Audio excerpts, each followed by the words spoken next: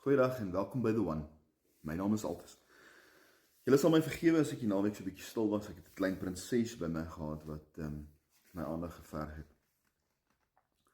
Vanoggend wil ek gaan met julle share Matteus 28 vers 9 en 10. Ek dink ons het almal al hierdie gehoor.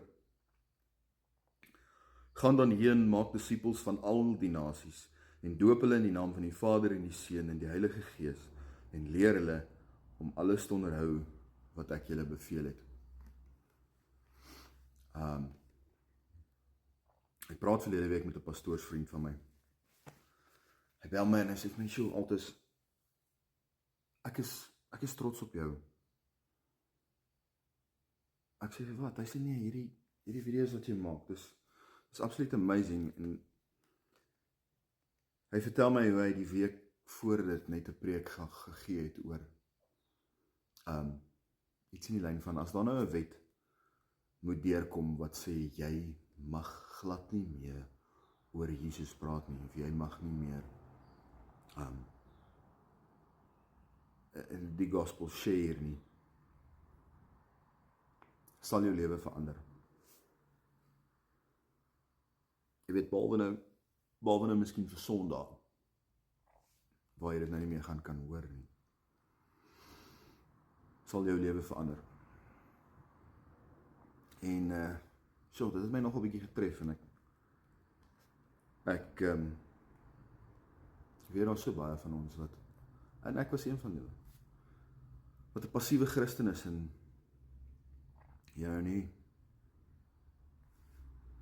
regtig die pad stap met die Heilige Gees nie, en jy weet, Sondag kerk toe gaan, en dan is ons lewe maar net weer dieselfde daarna. Hierdie Great Commission sê nie pastore, sendelinge, dominees, evangeliste, gaan uit, maak disippels van alle nasies nie. Dit sê gaan uit en maak disippels. Dis nie 'n opdrag vir ouens wat net voltyds vir die Here werk nie. Almal van ons het 'n bediening. Almal van ons se bediening is nie dieselfde nie, almal van ons se bediening is nie dieselfde plek nie. Maar ek dink, waar ook al jy jou bevind, by jou huis, by jou werk, saam met vriende, saam met jou gesin, as jou bedieningsveld. Gaan kyk 'n bietjie hierdie week. Gaan dit jou lewe verander as so iets moet gebeur? As dit nie jou lewe gaan verander nie, dan dink ek moet jy jou lewe verander. Amen.